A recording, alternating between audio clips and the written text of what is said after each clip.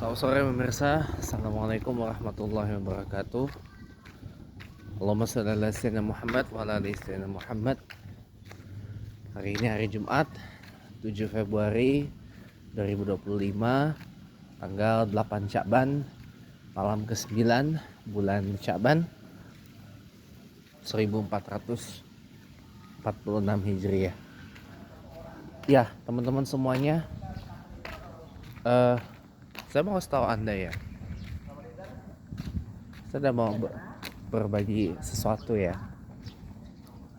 Apa yang menyebabkan pandangan saya tentang Islam itu jadi sedikit ke kanan gitu ya, konservatif.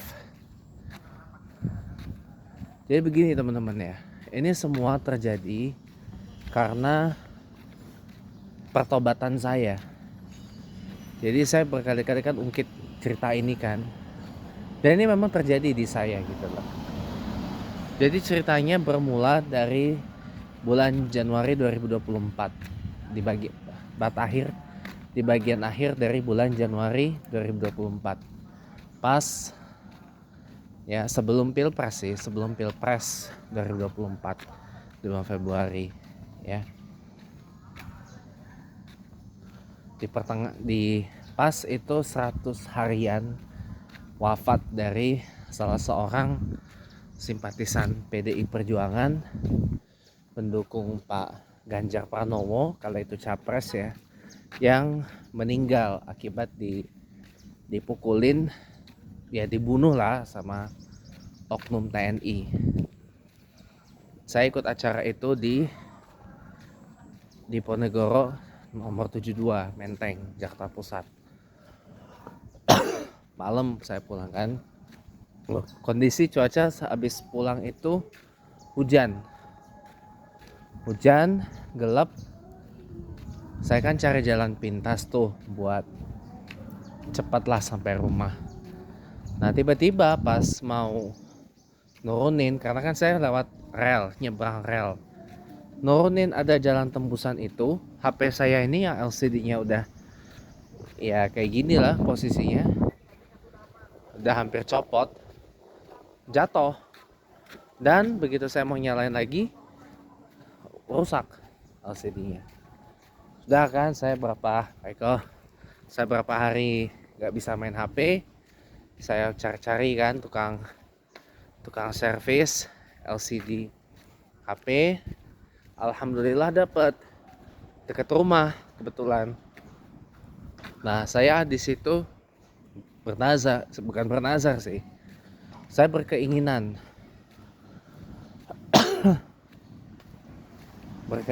kepada Allah ya.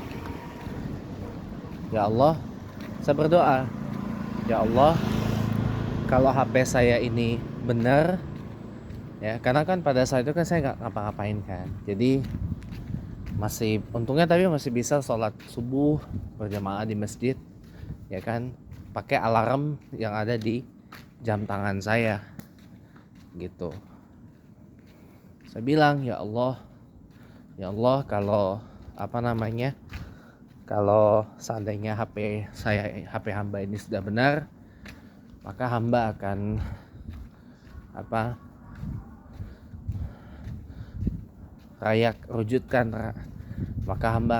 rayakan dengan rasa bersyukur hamba dengan rajin sholat subuh berjamaah di masjid. Itu kan dibetulinnya dari hari Jumat Sabtu kan, kelarnya hari Ahad malam. Seninnya kan bangun saya sholat subuh kan, tiba-tiba Seninnya itu tau nggak, Seninnya saya digerakin sama Allah sholat zuhur. Senin siang digerakin sama Allah sholat zuhur, sorenya digerakin sama Allah pergi sholat asar jamaah ke masjid. Sejak saat itu sampai sekarang alhamdulillah saya gak pernah bolos sholat subuh, zuhur, asar berjamaah di masjid, kecuali kalau ada beberapa hal ya. Satu, misalkan cuacanya lagi hujan. Yang kedua karena sayanya lagi agak kurang sehat, lagi nggak enak badan gitu misalkan. Yang ketiga karena sayangnya telat bangun gitu kan, daripada terlambat nanggung, dalam mendingan sekali di rumah aja lah gitu. Tapi alhamdulillah setahun setelah saya menyatakan diri saya bertobat gitu ya, ya jadi seperti ini. Jadi saya alhamdulillah selalu berusaha untuk menunaikan sholat 5 waktu berjamaah di masjid, kalau bisa datang dari sebelum azan.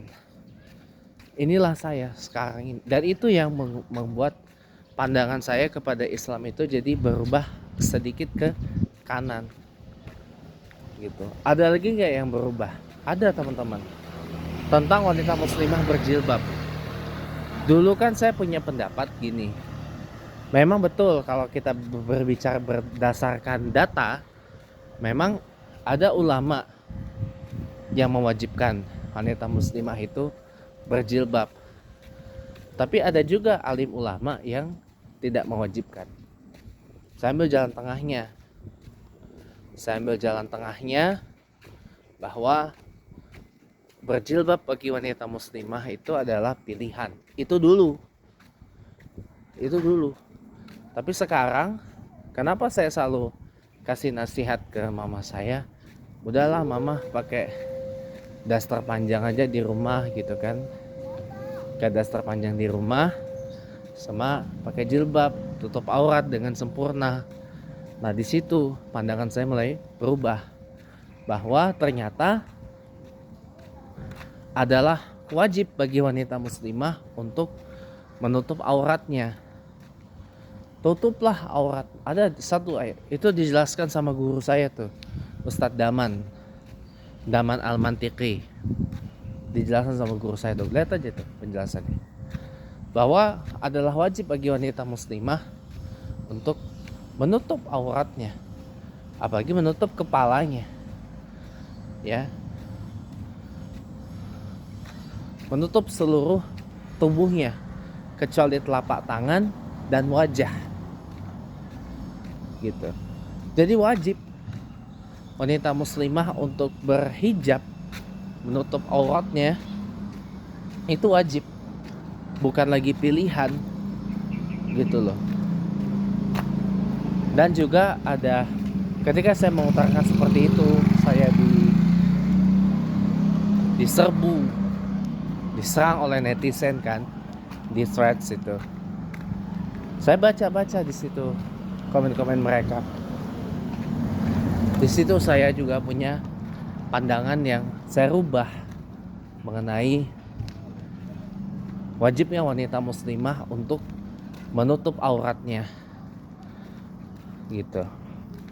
Menutup auratnya dari kepala sampai dengan ujung kaki, terkecuali telapak tangan dan wajah.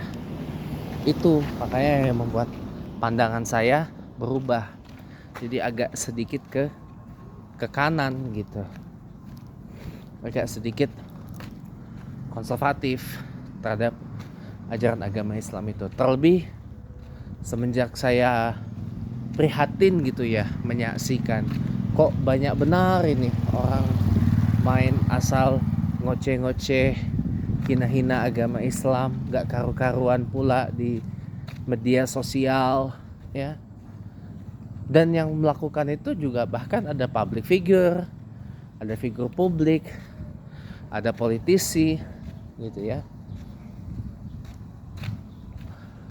Ini yang membuat saya jadi prihatin gitu loh. Apa sih yang salah dari agama Islam ini kok sehingga kok banyak yang menghina-hina tuh sembarangan gitu.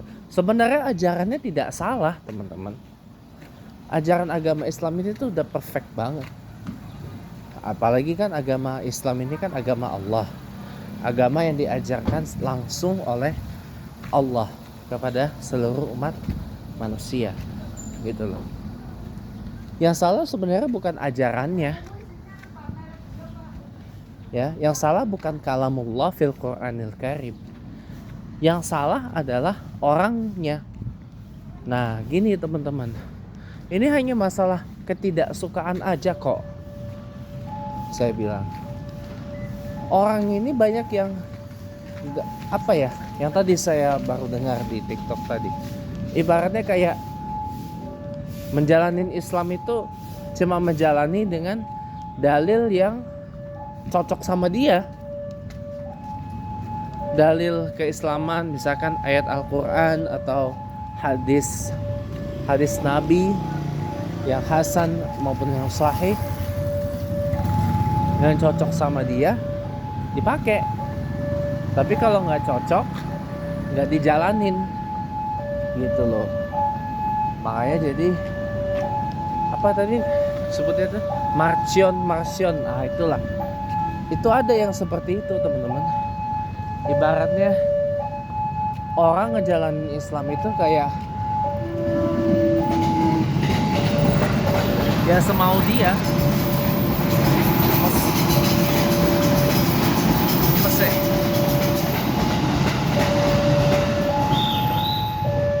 Ya semau dia lah gitu loh. Semau dia mau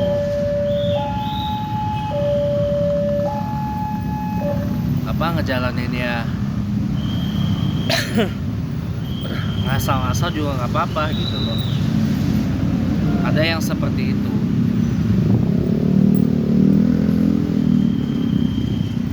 Ada juga yang apa namanya macam-macam gitu loh. Orang nggak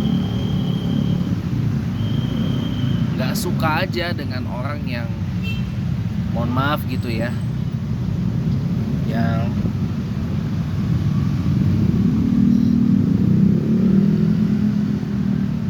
habis ngopi kok malah ngantuk ya, karena telat ngopi saya. Ada orang ngejalanin agama Islam itu dengan orang nggak suka ketika orang ngejalanin agama Islam itu seperti yang saya bilang kafah gitu loh. Orang ngejalanin Islam tuh kok kayak serius banget ya, kayak nggak ada luwes-luwesnya gitu loh. Tahu orang. Ini hanya masalah motif ketidaksukaan aja kok. Ya. Dan kemarin kan sudah saya juga ungkapkan motif-motif yang di luar ketidaksukaannya itu. Ada motif hegemoni, ada motif politik, ekonomi,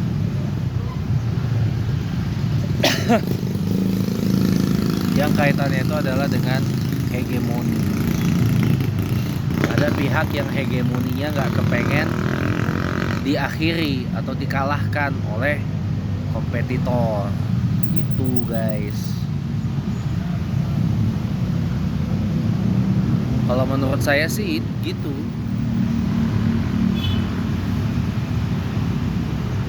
Kalau menurut saya sih gitu teman-teman. Jadi makanya ya gitu deh. Saya jadi prihatin gitu. Orang karena ketidaksukaan gitu ya malah jadi benci, alergi gitu loh. Orang alergi dengan Islam yang yang kafah gitu kan. Orang ngejalanin Islam yang benar gitu kan. Karena misalkan ya mohon maaf ya, orang mengasosiasikannya dengan tindakan-tindakan kayak terorisme gitu. Mohon maaf, terrorism has no religion.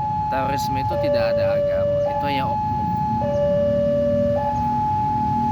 Islam itu sama sekali tidak mengajarkan.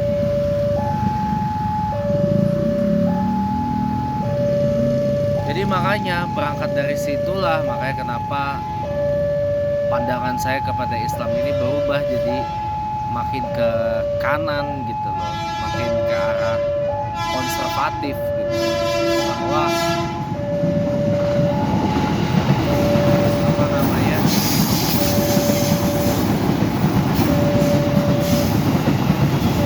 tidak ada ajaran agama yang tidak ada agama yang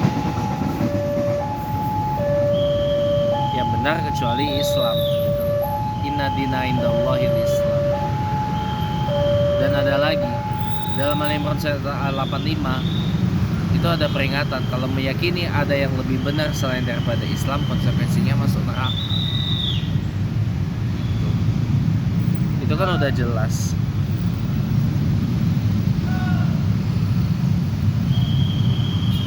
Ya, jadi kalau saya mah lebih ke arah gimana ya?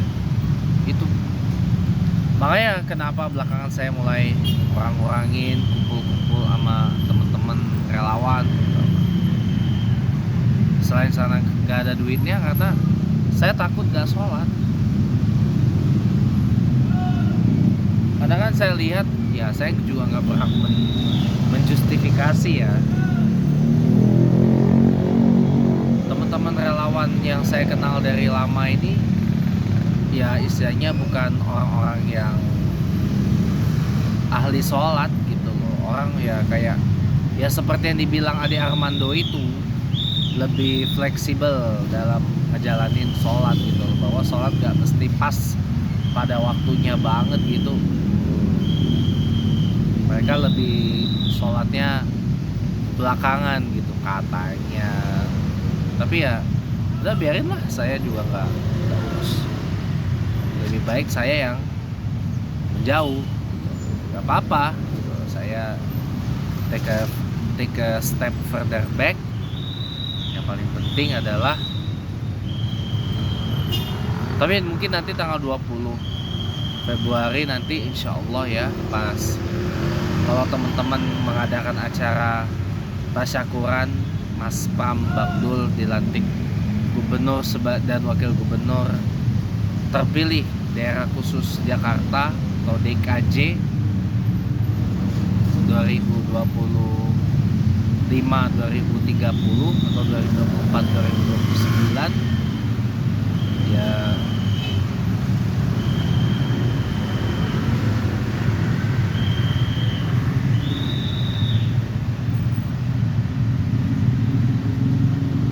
Tanggal 20 pelantikannya 20 Februari 2025.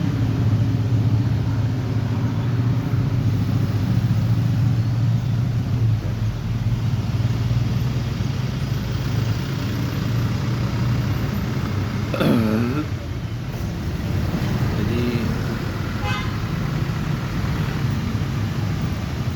saya bilang pas acara syukuran itu, ya sekalian lah kita maaf-maafan gitu loh. Mau puasa, mau bulan Ramadan ya kan. Karena gini teman-teman ya, sekedar mengingatkan, memang bulan Ramadan itu bulan penuh ampunan. Syahrul Ramadan syahrul maghfirah. Ya. Syahrul Ramadan syahrul afu. Syahrul afwa, syahrul bulan memaafkan. Bulan penuh maaf dari Allah. Ya kan? Tapi itu hanya berlaku kalau kita berbuat dosa kepada Allah.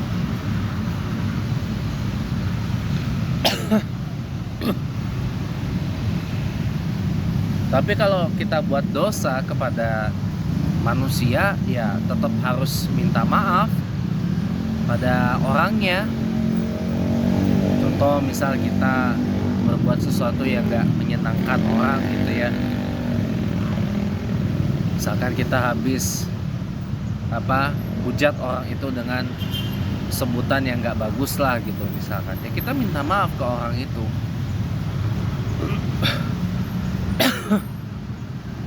Kalau orangnya memaafkan ya alhamdulillah. Kalau orangnya nggak memaafkan ya sudah gitu loh. Kita coba lagi pada lain waktu. Makanya teman-teman semuanya juga harus tahu gitu. Kayak menjelang bulan Ramadan ini kan orang pada maaf-maafan kan, ya ya maaf ya kalau salah selama ini ya. Selamat nyambut Ramadan, mudah-mudahan puasa kita diterima oleh Allah gitu kan, usaha puasa kita lancar gitu kan. Begitu nanti saya coba bicara deh sama teman-teman buat nanti tanggal 20 insya Allah ya. Saya mau dilibatkan kalau mau bikin konsep acara ya, mau saya. Jadi habis apain, bukan cuma sekedar tasyakuran hura-hura gimana, enggak, tapi ada nilainya gitu. Ada nilainya, nilai kita saling maaf-maafan. Karena kan tanggal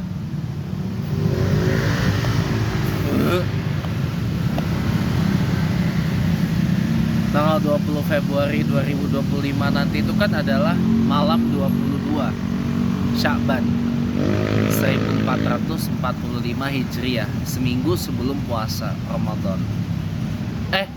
Iya, malam 21, sorry. Tanggal 21 Sya'ban malam 22, benar. Itu seminggu sebelum puasa Ramadan 1446 Hijriah. Kalau nggak ada perubahan, insya Allah kita akan sambut di tanggal 1 Maret 2025. Kalau nggak ada perubahan ya. Jadi teman-teman ya, yang saya hormati, yang saya bahagiakan, yang saya muliakan, yang saya bahagiakan ya. Kalau saya misalkan nih diminta bantuan buat nanti bikin acara buat tasyakuran pelantikan Mas Bang Dul tanggal 20, saya siap. Saya bikin nanti bagaimana caranya biar acara tasyakuran itu bukan cuma sekedar hura-hura, joget-joget atau apa, tapi ada nilainya gitu loh, ada manfaatnya, ada value-nya. Ya nanti karena bertepatan dengan seminggu menjelang bulan Ramadan ya.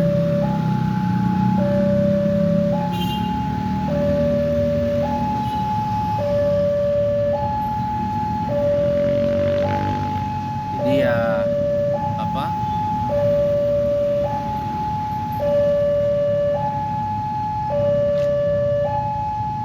adalah yang bisa dipetik sambil ini ya, kita maaf-maafan ya, maaf-maafan menjelang bulan Ramadan gitu. Minta maaf kalau salah ucap, salah sikap, salah tutur dan seterusnya gitu. Jadi biar nanti kita puasa Ramadan pun jadi lega, jadi plong, jadi tenang, gak ada beban gitu. Kalau misalkan nih ada sanak family yang mau apa, kan tradisi sini kan biasanya ziarah kubur, nyekar gitu kan, untuk mendoakan sanak family yang telah berpulang ke rahmatullah ya kan, menjelang bulan Ramadan. Saya udah berapa tahun ya, 3 tahun enggak, 4 tahun enggak nyekar ke makam almarhum papa saya di Tanah Kusir sana ya, sebelum Ramadan. 3 tahun karena efek pandemi corona ya, dimana kita diperintah di rumah saja. Terus terakhir ini karena ketiadaan biaya buat kesana, ya sudah, saya jadi di rumah saja gitu. Tapi ini insya Allah mau saya mulai lagi tradisi ziarah sebelum Ramadan, agar ya nanti orang tua kita bisa dapat berpredikat ahlul jannah oleh Allah Subhanahu wa taala, dan doanya sampai kepada orang yang telah wafat. Yang mengatakan doanya tidak sampai itu hanya orang-orang kebelinger, itu nggak usah didengerin.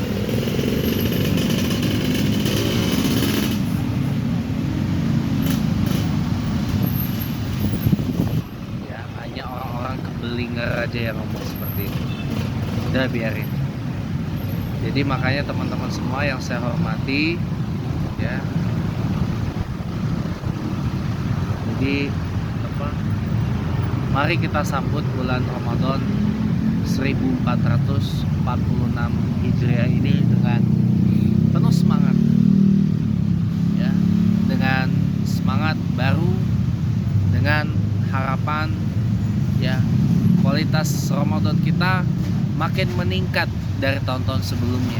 Kalau bisa yang gemoy itu jangan cuman kabinet merah putih saja atau badan kita, tapi gemoy juga kualitas ibadah Ramadan kita, ya. Maksudnya gemoy kualitas ibadah Ramadan kita adalah kita memaksimalisasi bulan Ramadan itu dengan menggemoykan kualitas ibadah kita kepada Allah. Kalau yang biasanya kita cuman ya sholat 5 waktu biasa, ya kan, terus rutinan tahunan, salat taraweh, salat witir gitu kan. Tambah lagi, kalau biasanya tahajudnya dirutinkan, tambah lagi dengan salat duha. Kalau yang biasanya salat duhanya dirutinkan, tambah lagi dengan salat sunnah yang lain, ya. Tambah lagi dengan salat sunnah yang lain. Misalkan nih, kita di bulan lain kita baca Quran, pada umumnya kan gak nentulah. Di bulan Ramadan tiap hari baca Quran. Kalau bisa itu tiap hari, jangan satu hari satu juz, digemoykan lagi. Kalau yang biasanya awal-awal satu hari mungkin masih 1 lembar atau 2 lembar, setengah juz, bertahap 1 juz. Kalau bisa digemoykan lagi. Jadi dalam satu hari dapatlah 2 juz. Kalau satu hari 2 juz gitu misalkan. Sehari semalam dapat 2 juz. Khatamnya insya Allah cepat. Kalau yang biasanya di bulan-bulan lain nih, ya, dikir habis salat singkat-singkat, di bulan Ramadan dipanjangin, terutama di waktu tahajud dan subuh gitu, panjangin dikit gitu. Kalau yang biasanya di bulan-bulan lain kita cuma dengar ceramah Ramadan pada saat khutbah Jumat, dengan ceramah agama pada saat kajian mingguan,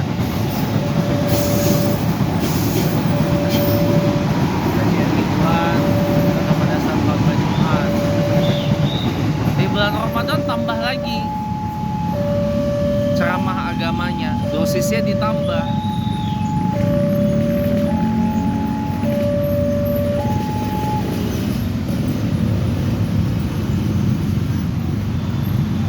Dosisnya ditambah. Habis subuh kuliah subuh, kalau misalkan rutin kuliah subuh ceramah gitu kan setiap Ramadan, tambah lagi ada Zuhur kasih ceramah, tambah lagi Asar kasih ceramah, habis maghrib kasih lagi ceramah, walaupun sebelum buka puasa kasih lagi ceramah, tarawih kasih ceramah. Jadi dosisnya ditambah. Nah, gemoylah kualitas ibadah Ramadan kita. Nilai ibadah Ramadan kita tuh digemoykan tahun ini gitu loh. Jangan yang gemoy itu cuma badan presiden dan kabinet merah putih, Presiden Prabowo gitu loh.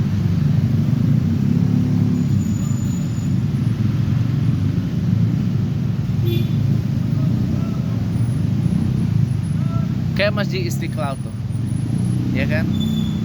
Tiap hari ceramah terus, ada ceramah. Habis subuh ada renungan fajar.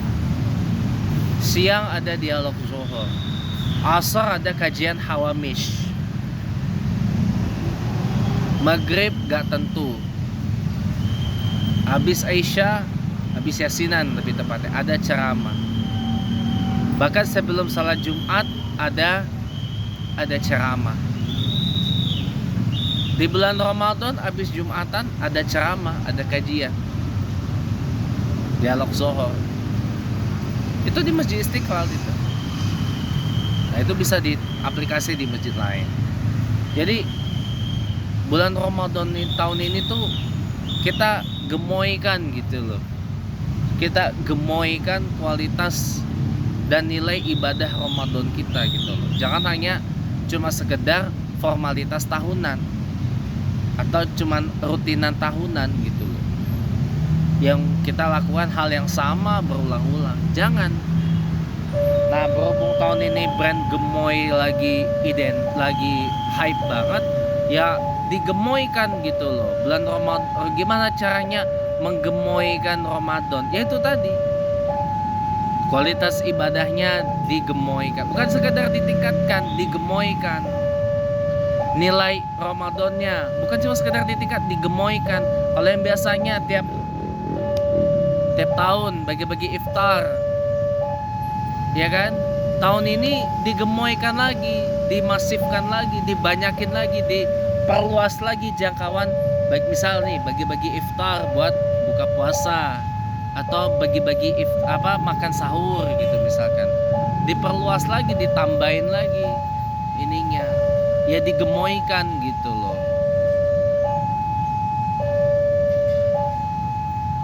Kalau misalkan rutin bikin acara bukber buka puasa bersama,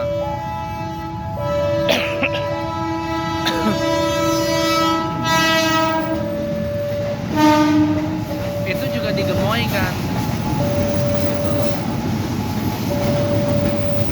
Dan bukan digemoykan acaranya doang.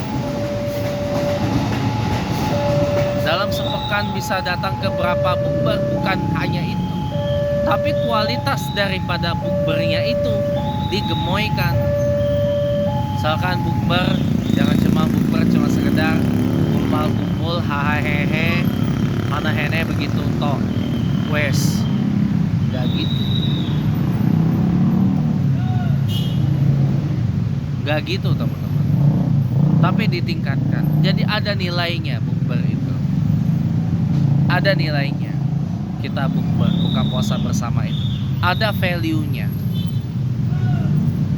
ada nilainya, ada manfaat yang kita bawa pulang, ada maslahat yang kita dapat, ada sesuatu yang kita bawa untuk diri kita, untuk orang-orang yang ada di sekitaran kita. Jadi digemoykan kualitas bukbernya. Ada juga jangan cuma bukber doang yang digemoykan. Kalau bisa sabarnya juga digemoy. Tahu sabar? Sabar itu sahur bersama. Nah, bikin itu sahur bersama, sabar yang digemoykan. Bukan hanya sekedar digemoykan dalam artian dalam seminggu bisa berapa lebih dari 3 kali, bukannya gitu. Tapi ditingkatkan kualitasnya. Ada sesuatu yang kita dapat, ada kebaikan, ada manfaat yang kita bawa pulang. Nah, itu baru namanya sabar gemoy yang berkualitas. Sahur bersama yang kualitasnya tuh kualitas gemoy gitu loh. Jadi makanya mari saya ajak diri saya dan teman-teman semua yang menyaksikan tayangan ini, kita sambut bulan Ramadan ini dengan semangat, dengan sukacita, dengan bahagia, dan kita gemoykan kualitas Ramadan kita tahun ini agar Ramadan tahun 1446 Hijriah ini tidak sama seperti Ramadan tahun-tahun sebelumnya. Kalau Ramadan tahun-tahun sebelumnya kita biasa aja, maka Ramadan tahun ini harus kita gemoykan, harus kita luar biasakan, agar nanti kita dapat pulang kepada Allah dengan status muttaqin, orang-orang yang bertakwa. Dan nanti pada hari kemenangan bulan Syawal pas Idul Fitri nanti bukan hanya sekedar badan kita yang tambah gemoy karena makan besar pada saat 1 dan 2 Syawal, tapi juga pahala dari ibadah Ramadan kita gemoy juga. Amin ya Allah ya Rabbal Alamin. Mudah-mudahan ada manfaat. Terima kasih telah menonton. Selamat petang semuanya dan wassalamualaikum warahmatullahi wabarakatuh.